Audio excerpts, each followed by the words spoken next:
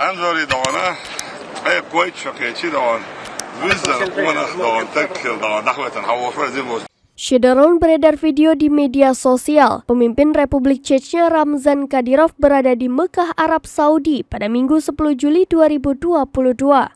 Tampak dalam video tersebut, Ramzan Kadyrov sedang menyapa Komandan OMON Ahmad Grozny dari Direktorat Pengawal Rusia di Republik Chechnya, Letnan Kolonel Polisi Anzor Bisaev pada hari ulang tahunnya. Ramzan Kadyrov tampak dengan tulus mengucapkan selamat kepada saudara lelakinya tersebut. Ramzan Kadyrov mengaku Komandan Ahmad dapat diandalkan, berkemauan keras, berani dan merupakan ciri khas pasukan Anzor.